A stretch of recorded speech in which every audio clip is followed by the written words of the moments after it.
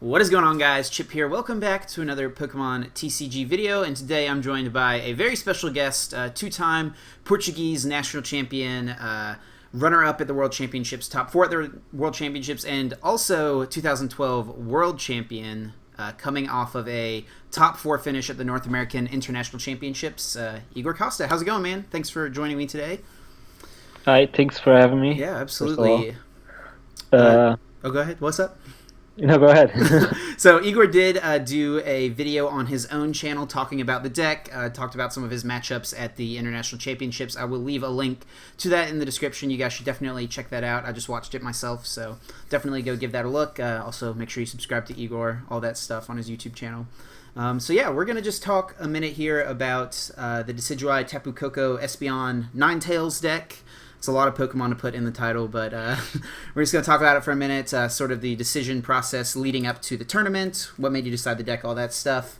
And then we're going to talk for a minute about Burning Shadows and the World Championships coming up in just a little over a month now, I think. So, yeah, you ready to do this?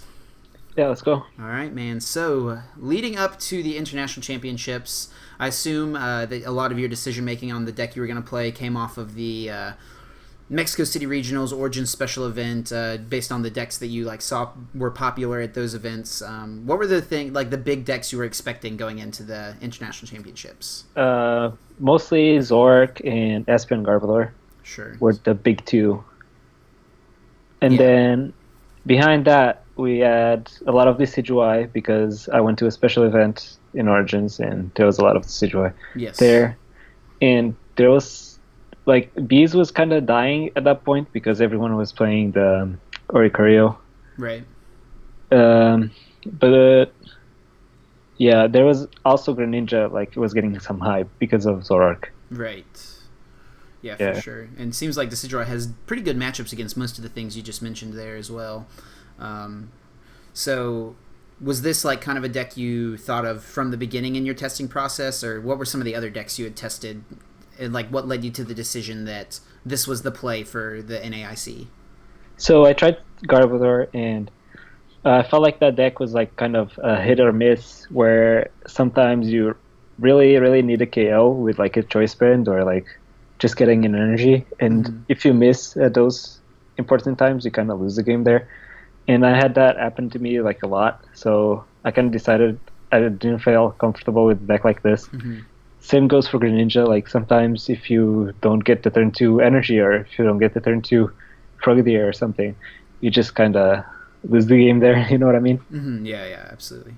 And yeah, all those decks kind of seemed inconsistent. And I felt like Zoroark had a big target in his head because everyone wanted to beat it. Right. And yeah, so I decided Decidueye was the deck that everyone knew we kind of beat everything, but only people not everyone would play it because people would be scared of Garbodor, of course. So yeah. Yeah, it seemed like at the tournament it wasn't a huge percentage of the field, but the people that were playing this Decidueye Ninetales Koko deck, it seemed like there was a lot of very accomplished players playing the deck. So yeah, I'll just ask you a couple questions here about your list. Some of the leading up to the tournament, I'd seen a couple of Decidueye Ninetales lists online, and almost all of them played a much thicker Ninetales line. What led you to the decision of just a 2-1? What made you realize that this was kind of the best fit in the deck? In the beginning, I actually didn't add Ninetales. Okay. I just added the Ninetales, thinking, this card is so good here. Just having the Vulpix to search for 2 Pokemon is such a big deal because the deck sometimes has slow starts, and those times just a level ball can search you for a Vulpix, and then you can just start beacon, and your opponent is either forced to end, or you can set up or get a Lele or something like that with it. So yeah, and the Ninetales GX also it was really good against Volcanion. I only played against one, but I thought I don't really want to have an auto loss. I want to have at least a chance to beat a Volcanion. Sure, yeah. With a deck, when you have Vileplume, at least you have an out with the item lock. So yeah, and in different matchups where against Darkrai, if they if they're not able to one-shot the Ninetales, they're gonna have a hard time. Right. Yeah, obviously Ice Path GX being a really, really strong attack. Did you find yourself using Hollow Hunt more often or Ice Path more often as your GX attack? Usually Hollow Hunt, because most of my games I was super ahead, so I never even needed to build Ninetales. Just like the games where I felt I was gonna be behind, I had to build Ninetales and try to like stall, like if it was Daros GX, basically. Yeah, it's a good wall to sit behind for sure, Yeah. because people are scared to attack into it because of the GX attack. But then after a while, my opponents would just play around it so much that I had to Hollow Hunt for like game or something. Sure. So I wouldn't use it. But yeah, just having the option to use it like as a bluff card or something, it's just so good. Yeah, for sure, for sure. Because like you said, people will tend to even not attack into it, and if that's the case, then they're really not doing much with their turn, and Exactly. it gives you more time to set up as well. So you talked about Beacon a little bit and how strong of an attack that can be, just letting you search for 2 Pokemon. Did you find a lot of your beacons sticking, or did you end up getting end a lot of the time after Beacon? Usually they didn't. I wouldn't keep the cards. They would always end me. Right. But always like to get better hands or whatever. Right. I think once I got like 2 Decidueyes out because of it, and that was about it. Nice, yeah. Well, I mean, still, it worked out those times, and like you said, even if you beacon for 2 Pokemon, they're going to try to end you, and that means you're getting a new hand, which is, can definitely be nice at times. I want to talk to you about the Tapu Koko promo as well. Definitely a really strong card in this deck, just being able to spread extra damage around the field. How good was 2 copies of this card for you in this deck? I've seen some lists run 1. I've seen some have a heavier count. Did you feel 2 was like the good number? I never used 2 in a game, but just being able to start with it and not having it prize, because I played against the mirror against Mike Fouché. Mm-hmm. He was playing the same deck, but he had Versus Seeker in his deck and no Trainer's Mill. Yep. And game 1, he used the Coco against me. I was never able to like use mine that game, and he just destroyed me. Like, it wasn't even close. He just had to devolve everything, and I couldn't stick a Decidueye on my board. And then game 2, I did the same against him, and I won. And then game 3, we went to time, but I had both of my Cocos prized. And I know, like, if he would set up his, he would have just beat me. And that's about it. Like, it's really important card in some matchups, like against Metagross, against Decidueye Mirror. It's really important to get at least 1 attack with it. But yeah, other than that, 2 is just a safe number to play, Sure. And then also want to talk to you about the Espeon EX. Obviously, Miraculous Shine, a very strong attack in this deck. The idea here early that you're just going to spread some damage with the Tapu Koko and the Decidueye against these evolution decks, and then can come in with a big Miraculous Shine, take multiple prizes, or take multiple of their powerful stage 2s out of play. How crucial was this card to the strategy of the deck? It actually won me both top 8 matches. Mm-hmm. Other than that, I think I could have won most of my games without it. Okay. But it was like really clutch in the mirror too. Yeah, for sure. Yeah. Actually, yeah, it won me that game against Mike Fouché too, but it was like essential for the strategy basically of the mirror match. Yes. Where, yeah, both players just want to do that.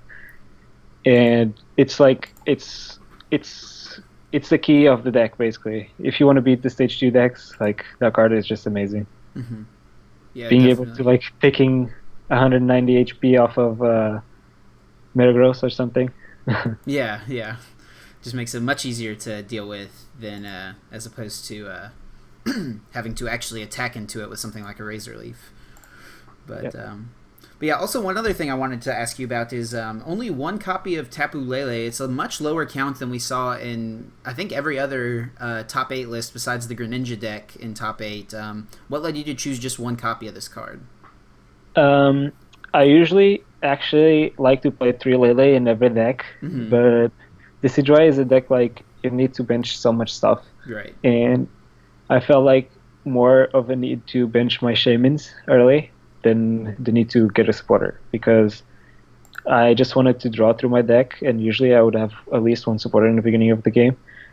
And yeah, Lele was just used mostly to attack, honestly. I Okay. use it to attack more than I use it to get a supporter. Or like, I still use it to get a supporter, but I never search for it for the intent to get a supporter that much.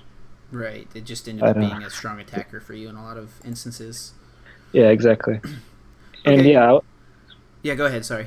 yeah, I was happy with just two Shaman, but if I could change something in the deck, I would honestly put either another Lele or another Shaman. Either another Lele or another Shaman? Yeah. Okay, cool. Where do you think you could find a spot for that? Um, Probably the Coco. It Okay. just, Because like you said, you did only need one. yeah, I always needed one, but if you price it, it's so bad Right. because And you like you wanted said, to it's use it. such a good starter, too. Yeah, you wanted to use it in the beginning of the game. Later in the game, it's not that good. Right. Okay. Cool, cool. And then looking at some of the trainers here, we see you chose a split of one rescue stretcher and one revitalizer. Was that split ever strange? Did you ever feel like there was a time where you had the stretcher but really just wanted to get Decidueye Dartrix back in your hand, or you had revitalizer but you really needed to get back a Lele or a Shaman to draw? Not really, because usually when I would discard cards, I would keep in mind that I only had those two. Mm-hmm. So either I would like search my deck, see, okay, there's the Excuse me. Revitalizer in my deck or not. If it's prize, I'm gonna play like I only have the other one. And yeah, most of the times I use the stretcher to like shuffle three Pokemon whenever I felt like if I needed to use a Revitalizer, I would just shuffle three Pokemon and then draw it later or something with a Mm-hmm. Sycamore. So it Sure. wasn't that bad. Yeah, and it definitely seems like with like if you weren't playing Ninetales and Coco and stuff, Double Revitalizer seems better, like with the Plume version. But Exactly. since you have these non-grass types, it's pretty key to have an option to get those back as well. Another thing I want to mention is you played no VS Seeker and opted to play 4 Trainer's Mail instead, which is not something we've seen from a lot of these lists. What made you come to that conclusion that VS Seeker wasn't necessary for your deck? I honestly just tested the list that Gonzalo sent me. He had this version with this evolution spray. Mm-hmm. And then after testing it, this one that I built a while, I felt like the versus seeker weren't needed. Just felt like the same as playing the Decidueye Valplume, where if you're smart enough and you like control the way you play your supporters, like sometimes you don't even need to play a supporter, you just keep it, or you like end to find yourself more supporters in the deck later, or you Holo Hunt. Like playing with Holo Hunt gives you so many options later in the game where you actually don't need the versus seeker in your deck. And playing the Trainer's Mill made the deck way faster. So in like mirror matches or anything like that, I would just set up the Decidueye faster than my opponent. And that was like a big thing about the Trainer's Mill. Is also it lets you search for like Field Blower that was super important against Carpador. Mm-hmm.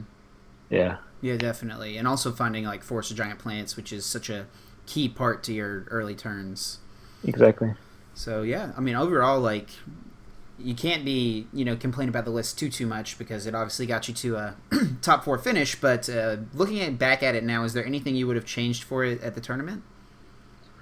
Um, I would probably play a Hex Maniac if I had Versus Seeker in the deck, but Okay. since I didn't play Versus Seeker, I thought there was like no spot for it. But yeah, if I would ever change my list to a like 2 Trainer's Mail, 2 Versus Seeker list or something, I would probably try to add a Hex Maniac just to have a better matchup against the other Decidueye decks. Sure. Okay, I cool. also Oh, sorry, go ahead. Yeah, I also thought about putting Mr. Mime in the deck, Okay. For like the mirror? but yeah, for the mirror. But then I felt like it would have never come to be a good use because like my opponent could just play without using Coco or just even Hex and then Coco because I saw that Mies played a Hex in his list Mm-hmm. and I was like uncomfortable if I would face him. I was like, okay, this is not going to be a good matchup. Mm-hmm. For sure, yeah. Yeah.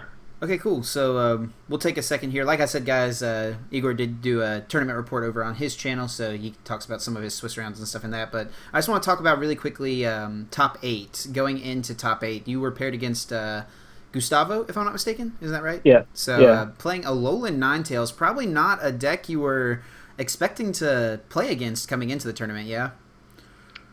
Yeah, I wasn't expecting it at all. Even making top 8 so far. Sure. So yeah, how did that matchup play out for you in top 8? That was one that wasn't the only one that wasn't recorded in any capacity, if I'm not mistaken. So game 1, I got a game loss because Oh, sure. Yeah. I remember you wanted to talk about this. Yeah, go ahead. one of my sleeves was taller than the other, um, and it was a decidueye. And I never noticed throughout the tournament because, like, usually when I cut my own deck, I grab the size of the deck. So if it was like on the side of the sleeve, I would have noticed. But it was like on top of the sleeve. So Yeah. when the judges put the deck down, you could see like one of the sleeves like popping out. So it was like noticeably taller. Yeah, and so I got the deck checked 5 times, and it was kind of annoying getting the game loss in top 8 after getting the deck checked so many times. Because I would be fine like with a game loss in Swiss. But yeah, and well, I played my match thinking, okay, if he beats me in game, I'm done. Nothing I can do. I still appealed to the head judge, but like they said, they didn't thought it was intentional. Otherwise, they would have just either dropped me out of the tournament or banned me. So they said, but it's still a marked card. Like, Sure. even if it was unintentional, the sleeve is taller. Nothing could have been done. So yeah, I got that game loss, and then game 1. I had an amazing setup. I got decidueyes out. Like every time we would bench a Vulpix, I would just use my own Ninetales 50 to it and use like a Ferrero kill it. And I got an amazing setup that game and just destroyed his setup. I also had a play where I could have killed the Vulpix and I just chose to Lysander his auxiliary and killed it and kind of stopped him from like setting up later in the game. Mm-hmm. Then game 2 was pretty close game. I was super behind in the beginning. Then I got like some damage out on 2 Ninetales, like 60 on each. Actually 40 on one, 60 on the other, and 50 on auxiliary. And he had nothing left for attackers. He had a Pseudo Udo, another auxiliary, and a Tapu Lele. And I just kept Lysandering the auxiliary, buying some time. And he had to like what's the card called? Mala, I think. Yes, yeah. Malo. Yeah, and then auxiliary to draw like a float or a DC to retreat. And later in the game, he needed a Lysander to win the game. And he used both auxiliaries and didn't find it. So it was really close. Yeah. And he got super tilted off of that. And he had Ice Patch GX to like move his 60 damage counter off the Ninetales to my Coco and wait for the Lysander next turn and just kill EX next turn. But he decided to use the GX attack and killed my Coco and kept a 60 on his. So I promoted the Espion and used my abilities and devolved all his board. And he had like nothing left to attack with and just lost there. So yeah. So it seems like a pretty close top 8 match there, for sure. And I'm sure you were happy to grab a couple wins there after the mess with the sleeve and stuff. So it just ended up being like it was like a factory defect type of thing with the sleeve. Yep. Yeah, one of my Ultimate Guard blue sleeves. So yeah, next time anyone like goes to a tournament, they should definitely check out like the length of the deck.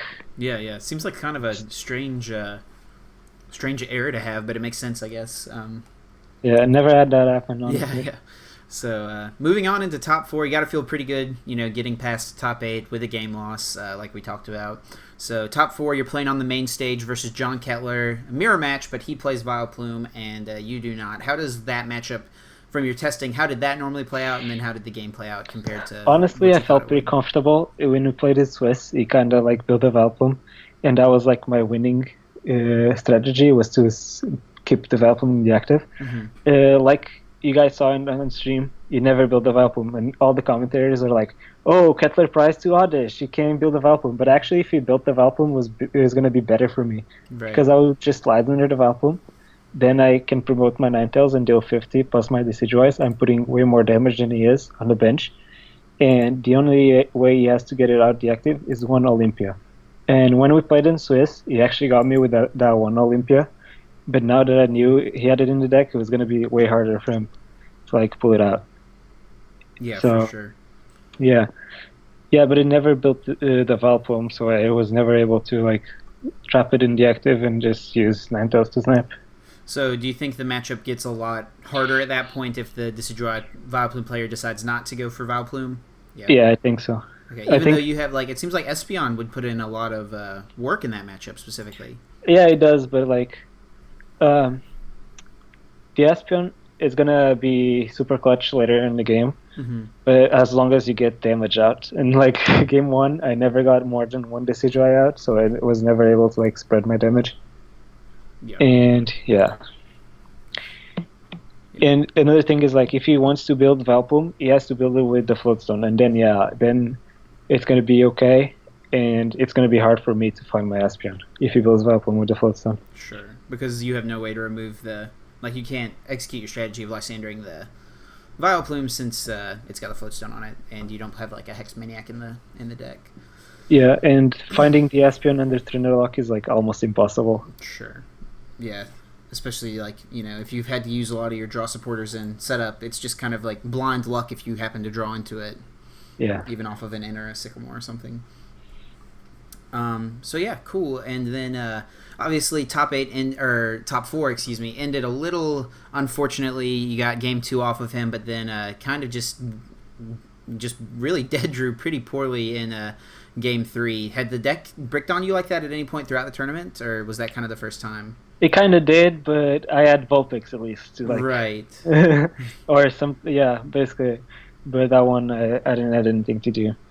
Yeah. And yeah, I mean, it happens. It happened to other players that played me, and they also lost important games against me, like game 3. So I wasn't that upset about it. Sure, yeah. When we go to any Pokemon tournament, we accept the fact that sometimes our deck will just not want to cooperate with us, and dead draws happen. But unfortunately, it happened in top 4. But once again, huge congratulations. Like, top 4, you've definitely solidified yourself on many people's, top players of all time list, I would say, with a, if anyone had any doubts before, they definitely don't anymore. So congratulations once again. Thank you. So moving ahead to the World Championships coming up in Anaheim, have you started any testing? I know we just got back from, the IC just a few days ago even. Have you had a chance to test or like look at the new cards or anything like that, or kind of just like theory mon in your head? Yeah, I haven't got a lot of time to test, mostly because I usually don't like to play with proxies. I like to like buy all the cards. Yeah, I have all the cards. I hate printing out proxies. And yeah, I like to have all the decks built. Like right now, I probably have 8 decks out there built or something, with all like regular cards, not proxies. Right. And yeah, I'm just waiting for the cards to come out and build, so we can build the decks in English and without proxies. Yeah. Have you had a chance to look at the set? Is there anything you're like excited to be testing? Like, what are some of the decks you expect to be popular from the new set? Yeah, there's a lot of cool stuff. Honestly, this set like has a lot of potential. I don't know what we're gonna see here. What else right now? I feel like Golisopod is getting a lot of hype, but then we're gonna have Volcanion getting hype with the new supporter for energies. That's kind of that supporter is kind of ridiculous to me. Yeah, and a non water weak attacker as well. They get now with Ho-Oh. Yeah. So it's kind of ridiculous. And the Necrozma, I think. Necrozma. Yeah. That guy. That GX attack, like, I don't know. That's kind of ridiculous. 102 all of them. I was telling people today that the Necrozma seems super good, and they were saying I was crazy, but I just think that card seems nutty. Yeah, it seemed pretty good to me. Yeah. I didn't play back in this time, but I remember I've played some older formats with people before, and it reminds me a lot of Rayquaza Star, which did 100 damage to all EXs in play, and it's, that won people lots of games back in that time, so. Yeah. I can definitely see that card being good. There's another good card, like Vileplume. The reason why Vileplume is good, it's because if you play in like the Decidueye Vileplume deck, you just beat Volcanion. Right. Because they don't play any non-basic attacker. Yeah. And yeah, Doho, I don't know if you're going to see anyone building a deck for Worlds with Doho right now, because it's kind of hard to build a deck with it. Yeah. It seems like it could be a good attacker as like just a one inclusion in a Volcanion deck, just to to have an out to water decks, because right now you just kind of straight up lose to a lot of these water decks. Yeah, but I'm talking about the GX attack where you can sure. Oh yeah. Sorry, go Yeah, ahead. if you can put Fire EX or GX Pokemon on your bench, so like people might want to play with Charizard. I don't know how Yeah, I'm not sure. that's gonna go, or they're like Incineroar or GX or something. I mean, it seems like that card just could be good. Like, if they release any really good Fire Stage 2 somewhere down the road, then this GX attack becomes really, really strong. Yeah. What else do we have here? The Darkrai. I think we all know the Darkrai that puts energy back. It seems like it could be okay. Yeah. I think it fits a lot better in expanded, personally, than in like a standard Turbo Dark list, but I think we'll definitely see people trying it out. And there's a lot of cool new supporters and stuff as well that I think will have a huge impact, like Acerola and Guzma and Pulmeria all seem like pretty strong supporters. And Yeah, Kawaii, like you were talking about. Guzma seems pretty good. I feel like it's a way better option to have a switch in the Lysander at the same time than just having the Lysander. So do you think we'll see people drop Lysander entirely from decks and just play Guzma, or do you Some think we decks, might yes. still see a split? Or Some decks, yeah. Some of the other decks, not at all, and some will play 50-50. yeah, But mostly, I feel like 50-50 is going to be more because there'll common. be times where you want to Lysander and don't want to switch, and there'll be times where you do want to switch in Lysander. So Yeah. okay. So do you think this is something I'd asked all the other guys that I've done videos with so far? Do you think? I think last year we had the same format for Worlds where we had a new set legal right before Worlds started, like it was the first tournament it was legal for. And we just saw people kind of use some of the new tools from that set and put that in their existing decks, like people adding Mew and Special Charge to the Night March decks, Talonflame coming to the Greninja decks. But we didn't really see a lot of new archetypes come out whenever Steam Siege was legal for Worlds. I think a couple Japanese players got top 16 with Volcanion decks. But other than that, we didn't see too much. Do you think we'll see more of that this year, of people just using some of these new tools in their lists, or do you think we'll see some new archetypes actually come out at the World Championships? Yeah, honestly, it seems like it's more of new tools kind of thing. The only good cards that you can build a deck off of is going to be Golisopod, but then it's going to be like Golisopod Velpum or Decidueye or something like that. Well, it seems like Gardevoir GX is probably going to be pretty... Yeah, exactly. Yeah. And then Gardevoir GX, that like you can build probably a deck around that. And I can't see anything else that you can actually build a deck, unless the Dragon guy that stops items. But Noivern. Yeah. I don't know how that feels, honestly. Yeah, I think with Gardevoir getting so much hype and that guy just being weak to Fairy, that just kind of messes it up a lot. Yeah. And with things like Acerola in the format now, the control option of, paralyzing with Raichu or something and, keeping your opponent item locked or special energy locked seems less strong than it was back in the days of, like, Toadtina or something like that. Yeah. And the second deck is not as good as Tina because it doesn't stop stadiums. But yeah, maybe another deck like Coco Velplum or something with the new AZ card. Yeah, that card seems very, very good. That was one Sam was talking a lot about, was Tapu Koko GX with the Acerola supporter, just being able to recycle through your Cocos. Definitely seems pretty strong. Yeah. All right. Well, any final thoughts? Any closing words you want to add, either about the NAIC or about the World Championships? Not much, honestly. Okay, cool. Kind of covered it all.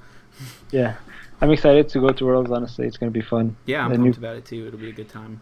A new format right before, it's gonna like show a lot of skill from players to show who can deck build better, and like, because then again, there's not gonna be a lot of decks out on the internet for people to copy, so I'm excited for that. Yeah, I think deck building will be a huge part at this World Championship, probably more so than World Championships of the past. So excited to see that as well. I'll give you a second here, Igor, if you want to do any plugs, any shout-outs, anything like that. If you want to talk about websites or sponsors or Twitters, anything like that, go ahead. The floor is yours, man. Yeah, shout out for my team, CCG Castle. And we have an amazing team. We got 2 players in top 8 and another one in top 32 on nationals. Yep. The other 2 players were a win away to make it. And shout outs to TCE Evolutions, for the amazing dice. They have like these metal dice that I'll probably be posting something about it soon. And yeah, I think that's about it. Cool. Yeah, and like we said earlier at the beginning, you can check out Igor's YouTube channel where he did a video about this deck as well. And you can also follow Igor on Twitter. I'll leave links to all those things in the description, so definitely check out all those things. And yeah, certainly excited to see you at Worlds, man. And you're one of the most accomplished players when it comes to the World Championships, so hopefully you'll make a deep run again this year and just continue to stake your name as one of the greats of this game. So thanks so much for coming on and taking the time, and thank you guys for watching. So thanks for having me. Yeah, that's going to do it for us, guys. Make sure you leave a like on this video if you enjoyed. You can also subscribe to this channel. That way you can get notified anytime we put up new videos. I'll be doing a ton of stuff for Burning Shadows and the Worlds format once we start getting some of those cards. And also you can follow me on Facebook, Twitter, and Instagram. All the links, as always, are in the description down below. Thank you guys so much for watching. For me and Igor, that is going to do it. We're going to get out of here. Until next time, guys, take care.